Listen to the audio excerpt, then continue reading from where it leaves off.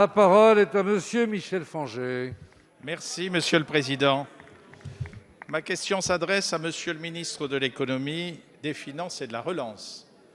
Monsieur le ministre, l'annonce du plan de simplification des organisations et du renforcement de la compétitivité par le groupe Michelin prévoit une suppression de 2300 postes sur 3 ans, dont 1100 dans le secteur tertiaire et 1200 dans la production sur l'ensemble des sites français, dont la moitié à Clermont-Ferrand.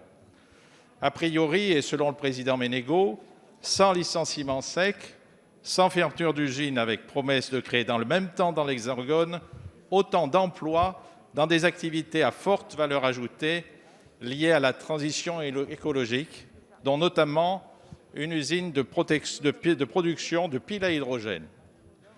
Toutefois, dans le contexte très anxiogène lié à la crise sanitaire, cette annonce suscite de très vives inquiétudes à Clermont-Ferrand, où se trouve le siège international de la manufacture. Et ce, d'autant plus que dans le sud de ma circonscription, le bassin d'Issoire, spécialisé dans la sous-traitance aéronautique, subit de plein fouet le contre-coup de la crise qui frappe ce secteur.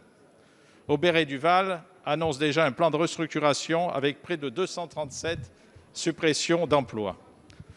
À l'heure où la crise sanitaire révèle et accentue la désindustrialisation en France, où la moitié des emplois industriels ont été perdus depuis 1980, une politique industrielle ambitieuse est vitale. Aussi, des mesures concrètes, rapides et proportionnées doivent être mises en place. L'annonce du plan de relance de 100 milliards soulève de nombreuses attentes qui seront décisives dans la relance de la filière industrielle. Monsieur le ministre, quelles perspectives pour la politique industrielle de notre pays et quelles réponses pouvez-vous nous apporter aux légitimes inquiétudes de tous les salariés du secteur industriel et plus particulièrement chers collègues. à ceux La de ma parole est à circonscription? Monsieur Olivier Merci. Dussopt, ministre délégué chargé des comptes publics. Merci, Monsieur le Président, Mesdames et Messieurs les députés. Monsieur le député Fangé, vous l'avez dit, le groupe Michelin, qui compte 18 000 salariés, a annoncé une réduction de ses effectifs de 2300 postes sur 3 ans et en prenant un certain nombre d'engagements. Des engagements sur le fait qu'il n'y aurait pas de licenciement sec, mais simplement, si je puis dire, des départs volontaires ou des départs à la retraite non remplacés. Des engagements sur le fait que chaque emploi supprimé dans le cadre de ce plan de simplification serait compensé par la création d'un autre emploi sur le territoire national.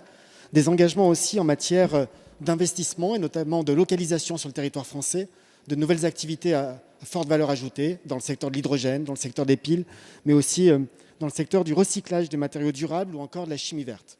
Avec Agnès Pannier-Runacher, ministre déléguée à l'Industrie, nous veillons à ce que ces engagements soient tenus et nous veillerons dans le temps à ce que les engagements soient tenus, sachant que trop, peut-être même un voisin si vous me le permettez, l'importance de l'entreprise Michelin dans un territoire comme celui de Clermont-Ferrand et l'importance symbolique et même historique de ce groupe à l'échelle nationale.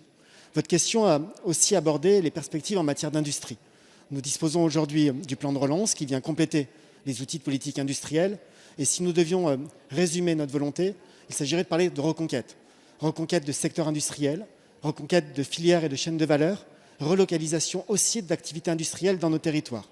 C'est la raison pour laquelle, à l'occasion du projet de loi de finances, vous avez adopté par votre vote la réduction des impôts de production pour faciliter la relocalisation et améliorer la compétitivité tant de nos entreprises que de nos territoires, mais aussi 100 milliards d'euros de plan de relance, dont une large partie sera consacrée à la revitalisation industrielle. D'ores et déjà, plusieurs centaines de projets d'industriels, d'entreprises industrielles et de développement font l'objet d'un accompagnement par l'État au travers du processus Industrie du futur dans tous les territoires et nous aurons l'occasion de présenter la liste de ces projets et plus que les subventions versées par l'État, les investissements qui sont déclenchés par l'octroi de ces subventions ainsi que les créations d'emplois.